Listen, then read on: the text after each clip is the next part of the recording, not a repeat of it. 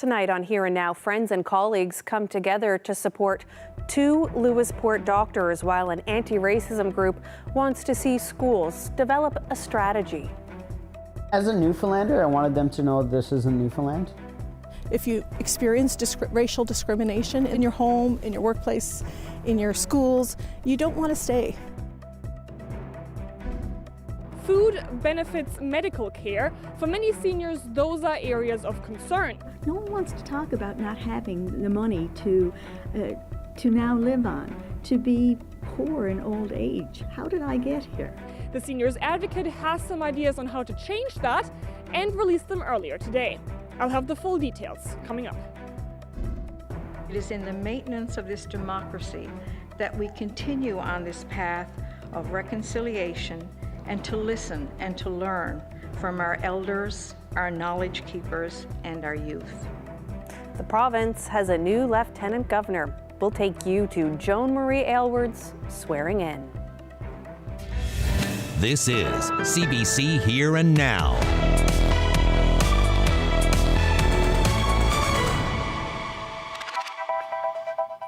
Good evening and welcome to Here and Now. I'm Heather Gillis filling in for Carolyn Stokes. Our top story now.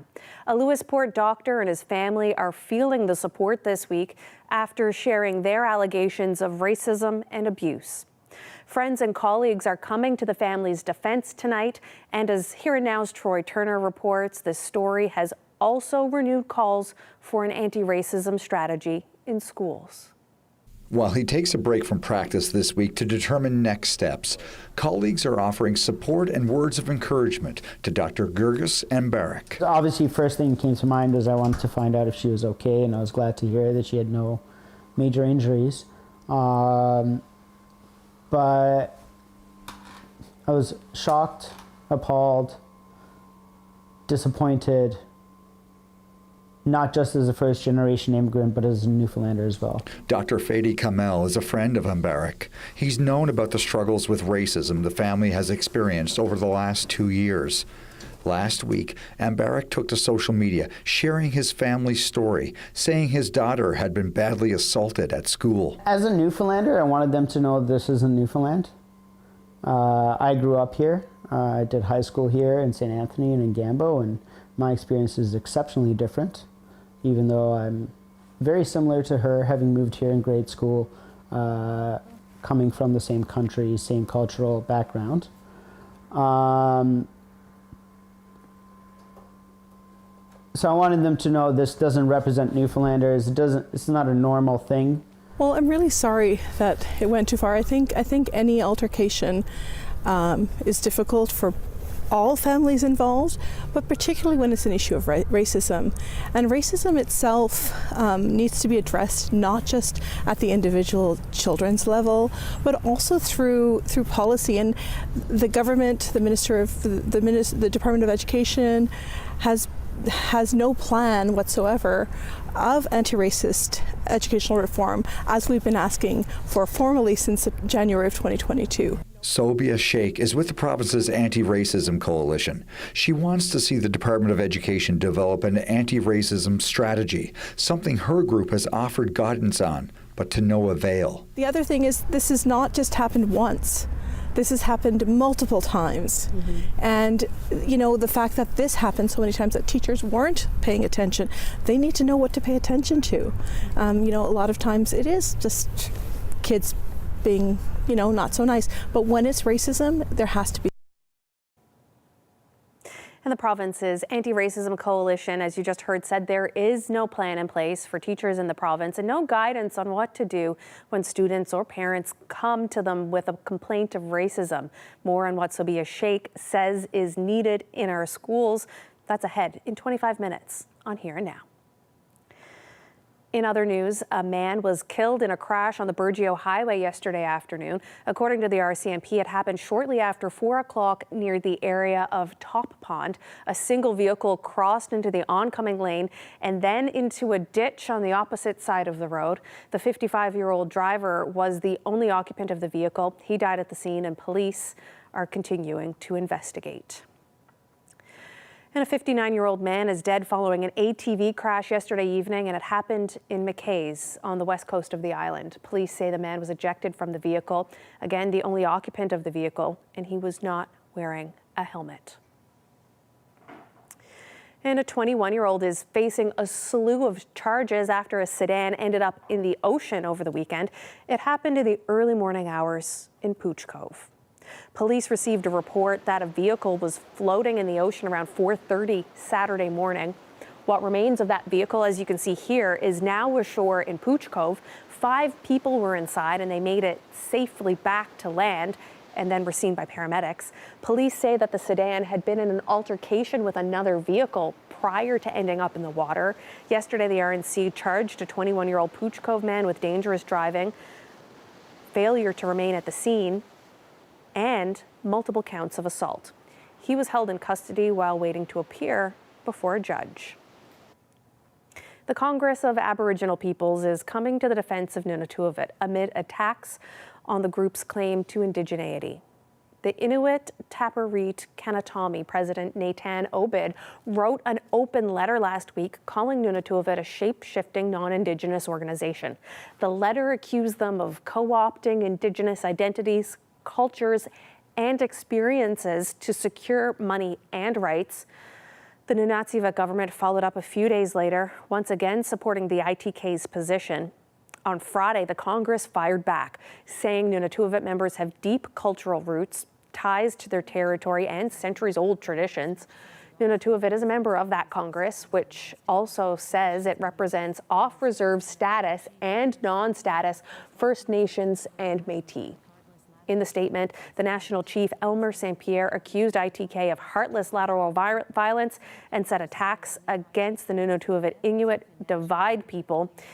St. Pierre says the ITK's efforts are financially and politically motivated.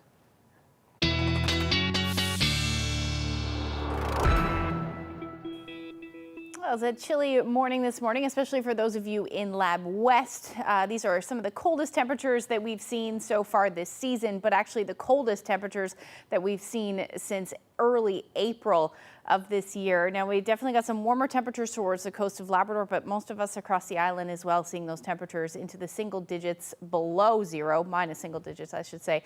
Badger, you were at -7 this morning. So we do have some colder air in play, obviously, but it's a quiet couple of days thanks to this ridge of high pressure that is generally going to dominate the weather picture over the next couple of days. This area of low pressure to the south, that's going to stay well to the south, not really affecting us over the next couple of days, but not a whole lot happening, just some scattered flurries here and there, and also some showers in the weather picture as we head through into the end of the week. Now, what we've got right now is a dip in the jet stream. That's why we're seeing some of this colder air. But as we head towards the weekend, particularly into Friday, start to see some ridging in that jet stream. And that means that we're going to see some warmer temperatures. That's going to stick with us through Saturday and even into Sunday. We're talking about temperatures potentially back 10, 12, even 13 degrees.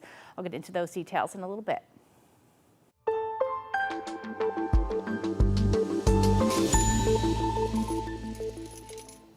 Well, older folks in Newfoundland and Labrador are supposed to be living in their golden years, but a new report shows that that's not happening. Many seniors can't afford the cost of living these days, some even facing homelessness. Here and Now's Henrika Wilhelm has more.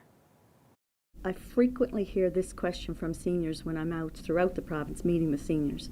What golden years, Susan? And that's what the Seniors Advocate called the report she released today. In it, 12 recommendations on how to improve seniors' lives. The report focuses on the financial needs of seniors and addresses the financial impediments to seniors accessing needed supports and services.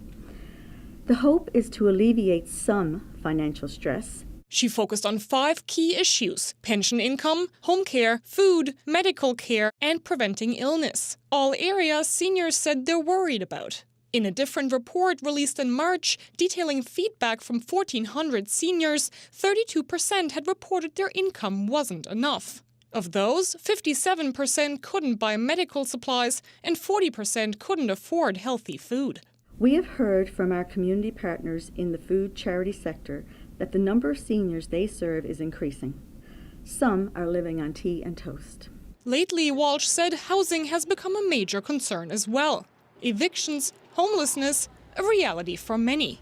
For seniors, an embarrassing situation. No one wants to talk about not having the money to now live on, to be poor in old age. How did I get here? It keeps being the question that we hear. Among the report's recommendations, a review of who pays for home support, a higher per kilometre allowance for medical travel from Labrador, and an annually indexed NL Seniors benefit. I would like to see more money in the pockets of seniors, but I also think there's a lot of benefits that seniors currently pay for that could be reduced and or eliminated, which would make it so much easier for their money to go farther.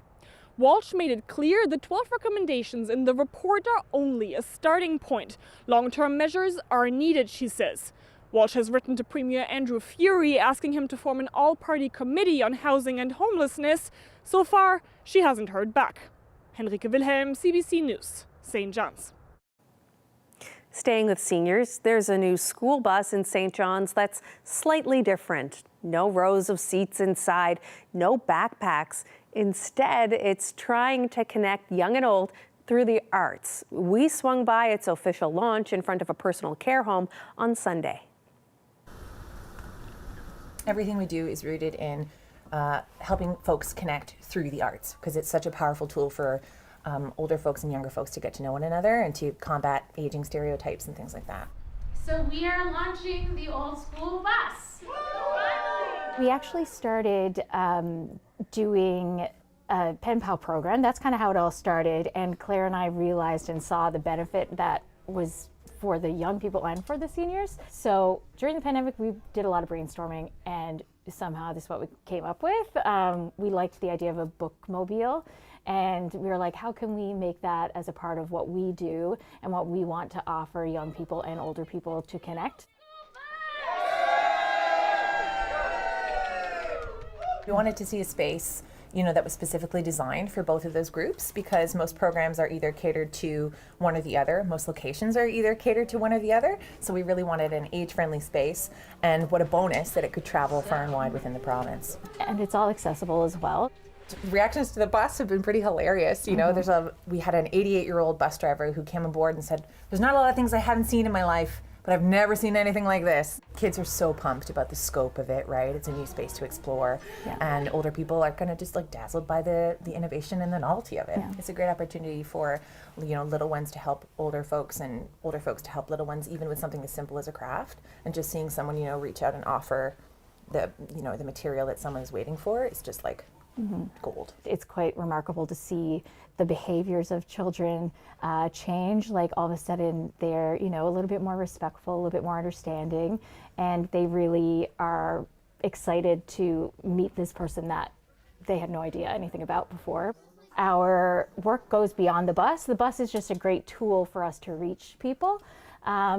We are going to start going into the classrooms soon and doing a program where young people and older people get to meet every week and get to know each other better, and then present art projects towards the end of that.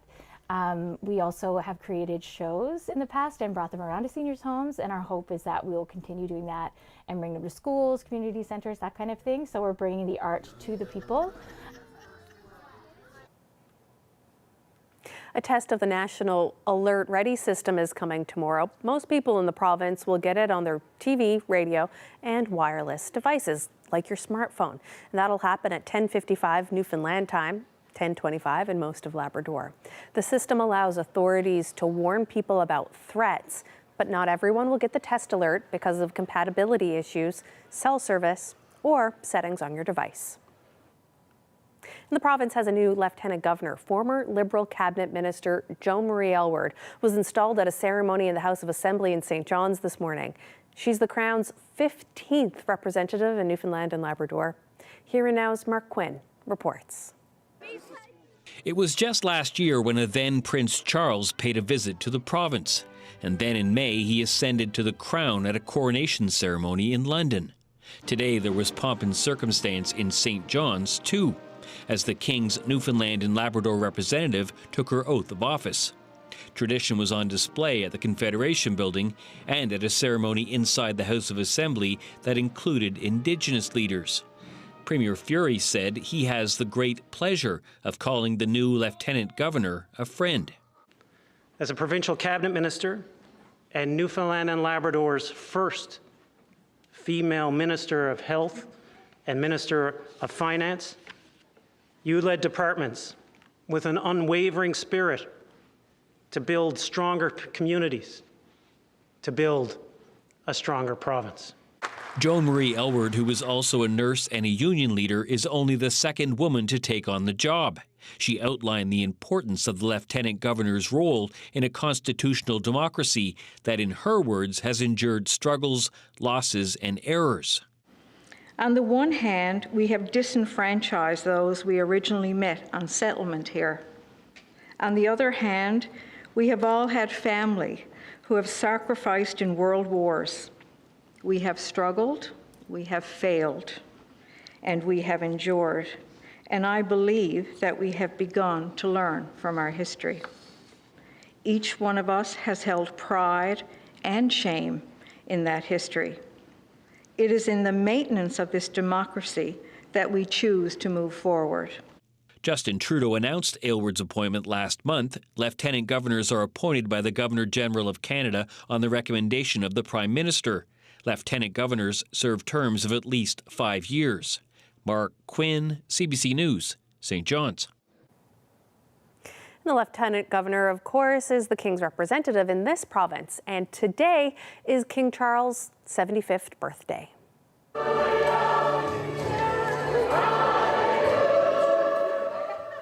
And this was the scene at Charles and Camilla's private residence yesterday, represented with entertainment by a local choir and a pianist. The King declined the food, joking that it's one meal a day, and told guests that they needed to go home with doggy bags. It just warms my heart when I get a new one, and I get so excited. And it's just become a part of me now. Coming up, what are you at? The special Here and Now segment returns, and tonight, it's all about Barbie. Well, we've got some quiet weather over the next couple of days. We do have a bit of a warm-up, though, as we head through the weekend. I will break the full forecast down for you coming up.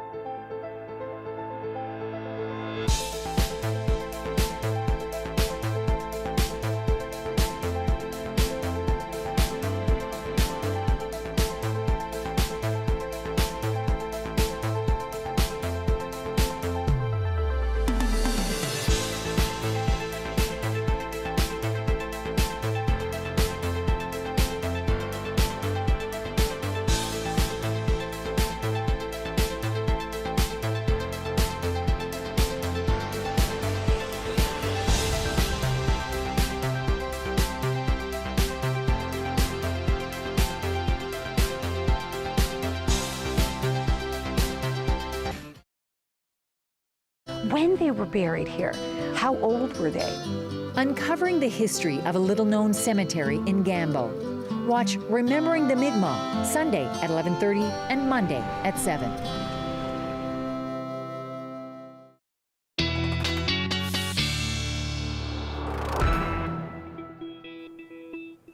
Welcome back to Here and Now. Ashley's here with your full weather forecast, and it's starting to really cool off. I can feel in the air the chill, and you can see it in some of the temperatures you had posted earlier. What do we have in store? Yeah, absolutely. Even the weekend, seeing a bit of dusting of snow in some areas as well. I know along the northeast coast, seeing some of that heavier snowfall amounts. But yes, it is certainly starting to feel a lot more wintry out there, even though we're in late fall at the moment. But temperatures topping out at about 0 degrees in St. John's this afternoon. You head towards central and even the west coast. Temperatures a bit warmer than that, 2, 3, 4 degrees for you, and then up across Labrador. Coldest temperatures found in the west, where your temperatures were hanging out around -8 or -9 today. But we are looking at another chilly evening tonight with not a whole lot of weather on the go tonight, but that is what is going to essentially allow the temperatures to cool even further. Down to about -10 right now in Lab City. Not a whole lot of a wind chill out there. The best chance, or where we're seeing the wind chill, is towards the coast, and same thing along the northeast coast of the island as well. Feeling more like -7 in St. Anthony at the moment, and more like -5 in Bonavista as well. So we are sitting generally under a ridge of high pressure. There's one building just to our west. We're seeing a few flurries in the northerly flow for the most part as well, but there's really not a whole lot happening as we head through the overnight tonight. We're going to continue to see some cloud cover, maybe a few flurries. The best chance of that, though, will be in Lab West. I know they're not really showing up on your picture, on your screen there, but those onshore flurries certainly possible for areas like the west coast, potentially through central as well, and then parts of the Avalon. So if we take a look at where you're going to sit temperature-wise tonight, around -12 in Lab City. Generally light winds for the most part as well. As we sit under that ridge of high pressure, we're not going to see winds fairly strong over the next couple of days either. As you head towards the northern peninsula, we're talking about overnight lows around -9. And through central again around -7. So anywhere where you're going to see clearing skies or clearer skies, you're going to see those temperatures drop. Now the Avalon and then, or eastern Newfoundland really, and along the southern portion of the island, you're going to see your temperatures hovering near or just a little bit below 0 tonight. As we head into tomorrow, actually looking pretty nice. We'll likely see some sunshine as the day goes on, particularly for the west coast, parts of the south coast as well. And then for Labrador, generally a quiet day for you as well with clearing skies. And the best chance of seeing that sun will be late afternoon, it looks like. Just before the sun goes down in and across the island. But again, we're going to hang on to that northerly flow, which means those cooler temperatures are going to stick around right with it. But we will see that flurry activity or light snow start to move in for Lab West, eventually head towards central Labrador as we get into the morning hours on Thursday. And then things get a bit more unsettled for the west coast of the island as we head into Thursday. We may see a few showers or maybe even a few flurries associated with that as well. And that will work its way through Thursday. Now, as far as snowfall amounts, not a whole lot. We may see by the time we get into Thursday morning, something like maybe 5 centimeters for areas in Lab West. But other than that, it will likely just be a trace, and that will be for the west coast for the most part as you head into Thursday. Your temperatures tomorrow are only going to within a couple of degrees of 0, a bit above along the south coast of the island. Generally light winds. Still looking at those winds though in the northerly flow. For those of you along the northeast coast, maybe gusting up to about 40 kilometers per hour, but that's about it. And then for Labrador, temperatures generally into the -single digits, mid-minus single digits for those of you in Lab West. And again, you're looking at that snow moving in later on in the day and then continuing as we head into Thursday. All right, Ashley, looking forward to your long-range forecast coming up a little later in the show. Thank you.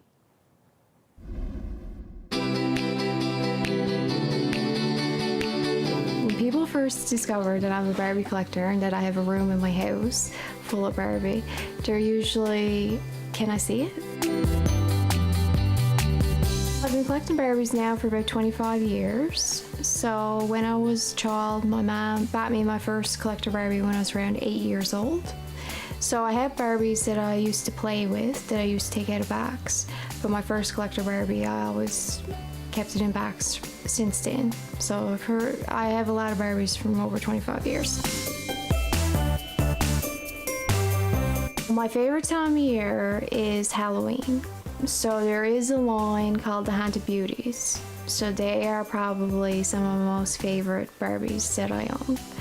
Anything that's different. I also like the old fashion Barbies. These ones called the Silkstones. So they have like a porcelain type of body, but they have the old look to them with, they say, the winged eyeliner and the 50s style clothing. I keep collecting Barbie because there's so many different ones, and I just think that they're beautiful. And it just warms my heart when I get a new one, and I get so excited. And it's just become a part of me now. Well, I definitely have a lot of nostalgia from playing with Barbies with my mom when I was younger, and just showing my friends, playing Barbie with my friends and my cousins. I find when I meet a lot of people and they do find out that I collect Barbie, there's always a story that they can tell me about a Barbie.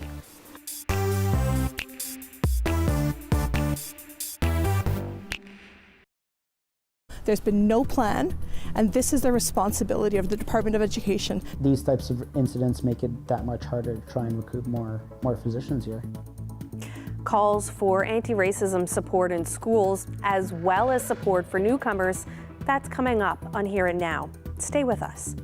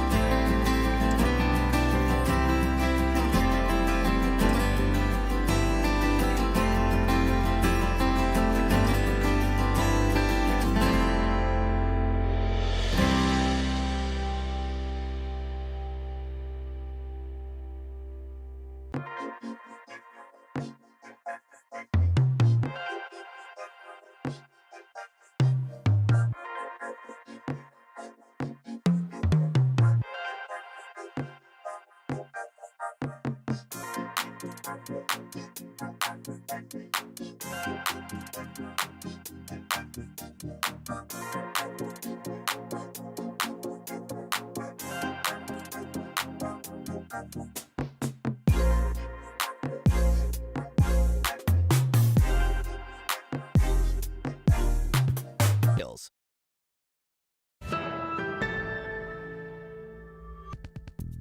A Lewisport doctor is away from his practice this week deciding whether or not he's going to return. Dr. Gurgis Mbarak says since he moved to Lewisport in 2021, his family has been facing discrimination and bullying, and it got to the point last week where he says his daughter was assaulted at school, and he made a social media post about it. Sabia Sheikh with the Anti-Racism Coalition is joining us now to talk more. Thank you for being with us. Thank you.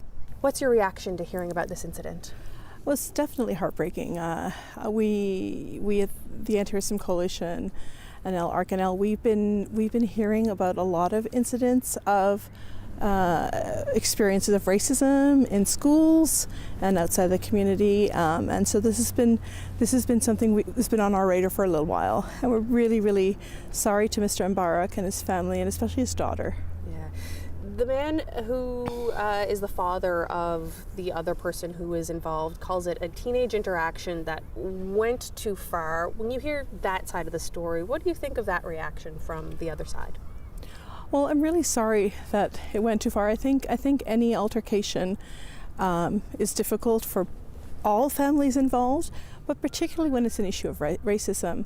And racism itself needs to be addressed not just at the individual children's level, but also through policy. And the government, the Department of Education has no plan whatsoever of anti-racist educational reform, as we've been asking for formally since January of 2022.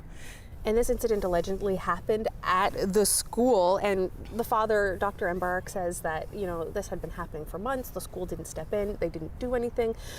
What would you like to see schools do with that anti-racism education? Well, it's definitely having a full reform that's accountable to the public, especially to racialized people who are experiencing the racism. In January 2022, we put out a petition and a letter to the then Minister Tom Osborne saying, hey, these are some suggestions for change. Here's a plan. Here are some recommendations for the Department of Education to take up in order to address racism in the curriculum and racism on the schoolyards. And we were asking for racial literacy for all Department of Education staff, faculty, teachers, and all of those folks to get racial literacy and anti-racism training done by racialized people. And that hasn't happened. We've asked for a board that's like an advisory board that is made up of racialized people who have expertise in anti-racism. And again, that hasn't happened as far as we know. There's been no plan. And this is the responsibility of the Department of Education to have a plan that's public facing, that people know what is in place, that teachers know what to do, that principals know what to do, that students know what to do. Those kinds of things need to be in place, and they are in place in lots of places across Canada. Can you give me an example of what some of this curriculum could look like for students in school?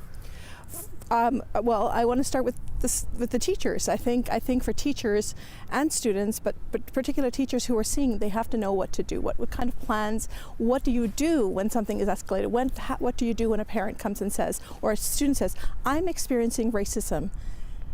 What do? They have no plan whatsoever. And that's one example. What is a process? So people are really clear. But when it's racism, there has to be something very specific in place. What kind of effect does racism have on young people in our schools, or young people generally? Well, we've had several ARC&L members, for example, come together, and it's distressing. They feel like they don't belong. I think this idea that if you experience racial discrimination in the province, in your work, in your home, in your workplace, in your schools, you don't want to stay. And I think that it has long-term effects. It has effects in the communities in which so many people are wanting to live. People want to live here, and it really doesn't make it welcoming. again, this is really frustrating for us as ARC&L members because there's a big hoopla about these plans. People spend hours doing these suggestions, and we put in the educational reform in that advocacy work, and there's been nothing except for the same business as usual. And denouncing racism when it happens is important. It's not enough. You say denouncing racism when it happens is important for anyone who is a bystander who hears or sees something happening that's racist. How do you stand up and be an ally? It depends who it is. It depends on where you are positioned. I mean, if you're the premier of the province, make sure there's policies in place. Make sure that there's a directive to all of the ministers that this has to happen, that there has to be. If you're a bystander and a person, you support the family. And I think, believe the family, believe the parent, believe the child that they are actually acts of racism. And, when a racial slur is said, there is no coming back from that without some sort of resolution between people. There are some really good programs out there here in the province that could be utilized in those cases. But the school ought to have that as well. And I don't mean individual schools, I really mean the Department of Education. All right, Sobia Sheikh, thank you so much for sharing with us today. Thank you. And we reached out to the Department of Education about its anti-racism strategy, or lack thereof, according to Sobia Sheikh, and we're waiting to hear back. The English School District, meanwhile, tells CBC that it condemns racism in any form, and that one of the most important lessons it tries to instill in students is respect for others and for themselves. Dr. Fadi Kamel, who is a friend of the Barrack family, wants to see more than just a sympathetic message from the school board. I'm aware that the family has approached the school multiple times about bullying of their children. And I think the school needs to take a much better, much stronger stance. And I think we're at a point where, where our school board here in Newfoundland is very, very quick to change curriculums to adjust to social issues. And I think it should be taking a firm stance on this, and there should be some tangible action that happens, not just sympathies and empathies for the person that was harmed. Character starts at home. Our beliefs start at home. I think upbringing matters, right? So we as parents should be very cautious. Parents should be very cautious of what they say around their children, how they educate their children, how they talk to their children about other people. I feel like mine was a stereotypical experience. Like moving to St. Anthony, I moved there from South Africa, where we lived in South Africa in the 90s, right after apartheid. So you can only imagine what kind of experience that was. And moving to a place like St. Anthony, it was the complete opposite. It was the first time in my life where I felt I was just another teenager. Nobody looked at me as having different skin or different background, and when I was asked about it, it was just out of genuine interest, not in any negative or derogatory way. It's accepted in the community from the first day. My sister, the same thing. My parents, the same thing. And then when we moved to Gambo, we felt all that love all over again. I love Newfoundland. I came back here to live here and work here. My dad's been working here for over 20 years. But for someone who's brand new, who is looking, if they hear about this one incident, you don't really hear about this in the news in Toronto, even though I'm sure it happens there. You don't hear about it in Montreal, Calgary, because these are big cities, and it doesn't really make the news. So even though it may happen there, those places probably still have a rosier picture to a potential physician than we do. Which certainly makes recruiting much harder. And the reality is Newfoundland and central Newfoundland is heavily dependent on international physicians, internationally trained physicians. That's just the reality of it, and these types of incidents make it that much harder to try and recruit more physicians here.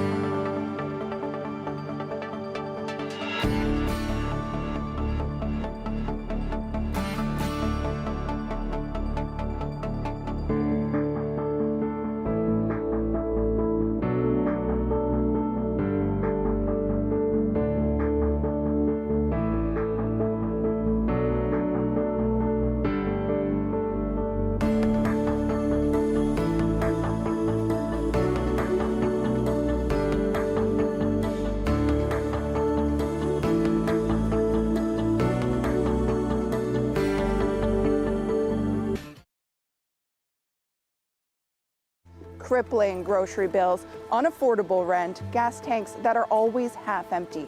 We're in a cost of living crisis, and it's taking a toll on families, students, and average earners. Join us for a new series as we meet people in this province juggling multiple jobs to make ends meet, burning long hours just to cover the basics. The Grind airs Mondays on Here and Now.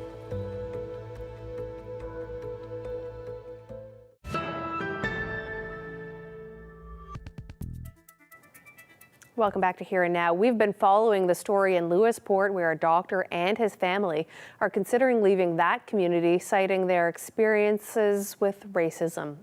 Well, yesterday on CBC Radio's The Signal, it was all about adapting and thriving in new places, as well as the challenges that some people face. Here's guest Diden Wedderburn speaking about the experience newcomers face with host Adam Walsh. Particularly for Canada, it's because the best of the best, the creme de la creme of other countries is what shows up here. Whether it is as a foreign worker or as an international student, it's the best of the best that gets to leave and come to a new country. And all that accomplishment and status can't fit in your suitcase. It stays back home. And so when you land here, there are assumptions made based on your accent, based on your phenotype, what you look like, whether it's your skin color, your height, however you appear to the host community. They make assumptions about you. I remember having the feeling when I lived in Japan, my Japanese is what I call functional, right? Mine is ordering beer Japanese. All right, nama hutatsu onegaishimasu. I'll have 2 draft beer. Yes. So mine is functional, but there were times when I had a crisis. And I'm trying to explain myself to the other person. But in my mind, I sound like a kindergartner speaking. And they would respond to me. And in my head, I'm thinking, I wish you knew how smart I was. And that you are not evaluating my ability to resolve this situation or to advocate for myself based on my limited vocabulary or how I mispronounce a word. Or that's part of what people deal with. Even foreigners coming here to Newfoundland, many of them speak multiple languages, but because they probably misplace their verbs and mispronounce a word, someone think, they're not too smart. Yeah, and you're like, hello, this is language number 4 I'm speaking with you in right now. Come on, as opposed to, and sometimes there's, and no shame on not being able to speak more than one language either. But it's just having that ability to think about who, like, there's a backstory to this person.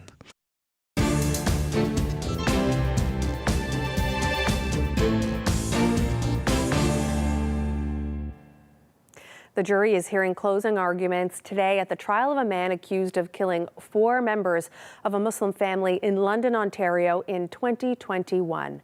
22-year-old Nathaniel Veltman has pled not guilty to 4 counts of first-degree murder and 1 count of attempted murder, as well as terror-related charges.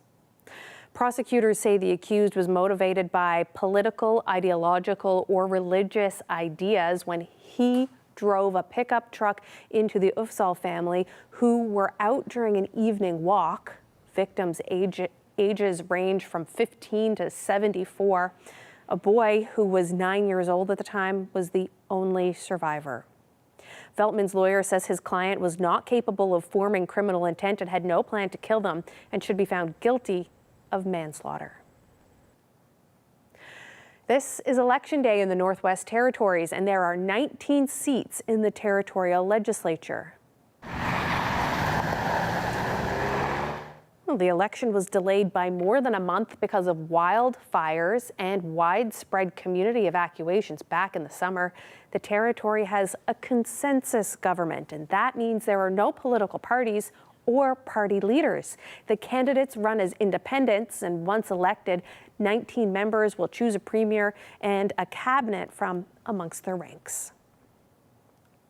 And most of us have never used Canadian currency that didn't have a portrait of Queen Elizabeth on it, but that is about to change.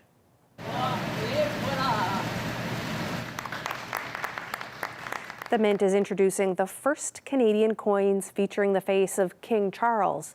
They were unveiled in Winnipeg today. The portrait is the work of Canadian artist Stephen Razai, and a small number of the coins will start circulating immediately, with more coming in the next year. The older coins with the Queen's likeness, they're still good.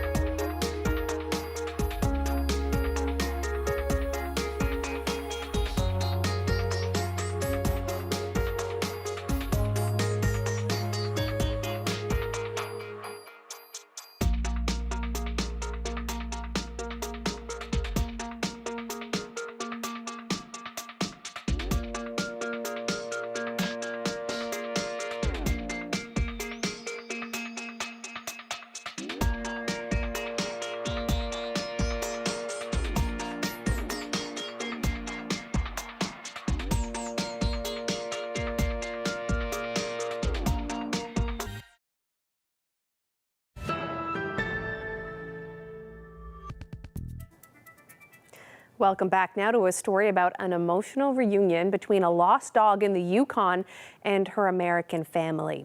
Mina the dog was traveling with Macy Stockwell, a young woman from the U.S., when they were involved in a car accident just west of Whitehorse. Stockwell sadly died in the crash, but Mina the dog survived, and the spooked animal went on the run for 9 days, and that's when the community stepped in to help find her and get her home. The CBC's Chris McIntyre has the story. An amazing reunion. As soon as she saw me, she just went crazy because she knew me, you know, and she knew I was her human. That's Gary Stockwell, Macy Stockwell's father. He says words can't express how grateful he is to be reunited with Mina. Stockwell says the whole community of Haines Junction played a huge role to get her home. From all the people who looked for her, to the mayor and his wife for taking care of her once she was found. Not one of them had to do anything. They didn't know me. They didn't know my daughter. But they went above and beyond what anybody has ever done. Stockwell said he was notified that Mina was safe at the mayor's house, and that's when the plan to bring her home began. I tried several times, what can I do for you? How can I help? What do I need to pay to get her home? And every time they're like, no, this is our community. This is how we are. Stockwell said that a couple who lives part-time in Alaska and part-time in Oklahoma were tagged in the news article that CBC first did when the dog went missing. He says without hesitation, they decided they would drive Mina over 5,000 kilometers from Haines Junction to Tulsa to get her home. Stockwell says now that Mina is home, he can slowly start to heal from the loss of his daughter. They both can. I'm so grateful that I have Mina that can be with me for this, because like I said, we both need a little bit of closure and a whole lot of healing. And I think together we'll be okay. Chris McIntyre, CBC News, Dawson City.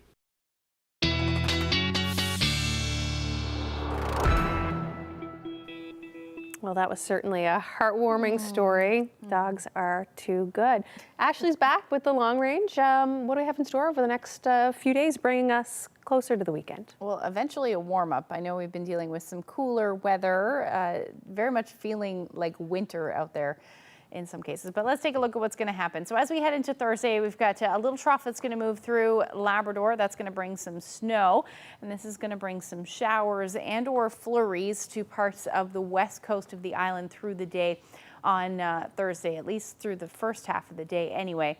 And accumulations generally light, maybe a centimeter or two in those higher elevations on the west coast. Otherwise, most of this should fall as rain, and we'll see those flurries move further east as well across the Big Land as the day goes on.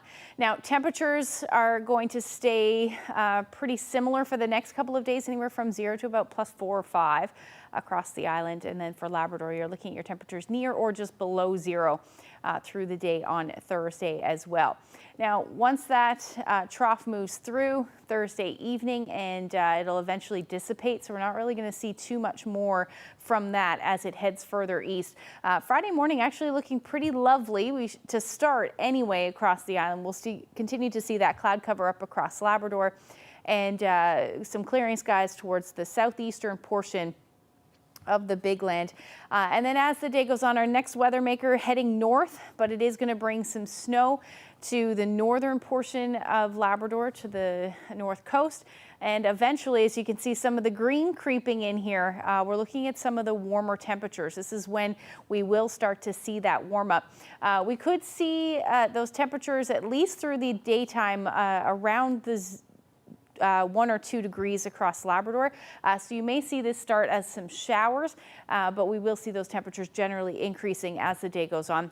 Friday across the island will start fairly nice as well, with a mix of sun and cloud, maybe the chance of a few showers in the mix for eastern Newfoundland, but that's about it. We're looking at daytime highs anywhere from about 1 to the warmest around 5 or 6 degrees, and that will be found on the south coast and portions of eastern Newfoundland. Now, the warm up will come on Saturday. We're talking about double digits, about 10 degrees. We could see temperatures a bit warmer than this as well, especially through portions of central. We're going to have to, it's still a few days away, but definitely all indications showing a warm up. And we will see a nice day on Saturday at this point as well, which will be nice, but we'll see that rain return as we head into Sunday. Now, for central Newfoundland, you're looking at a similar warm up, between 9 or 10 degrees is your daytime highs. Again, we may see a bit warmer than that with the chance of showers on Saturday. Now, western Newfoundland, you'll stay more gray. Your daytime highs will peak early Sunday and then drop as the day goes on, so back down to the single digits. And we'll see that drop in temperatures similar in western Labrador as well, as you head back down to the minus single digits, mid-minus single digits. Now, it was a beautiful morning this morning in Cape Ray. John shared this photo as well. Thank you so much for that photo. If you have any weather photos that you would like to share with us, the best place to send them would be to email them to nlphotos@cbc.ca. Wow, that looks almost tropical, doesn't it? If only you knew what the temperature was. Yeah, exactly. But Newfoundland might feel sort of semi-tropical as we head closer to the end of the week. Double digits for this time of year. It'll feel pretty nice. Definitely well above where we should be seeing this time. Yeah, absolutely. That's all right. I'll take it. Me too. All right, well, that is our show for this evening. Thank you so much for spending part of your evening with us. Hope you can be here with us again tomorrow. Good night. Good night.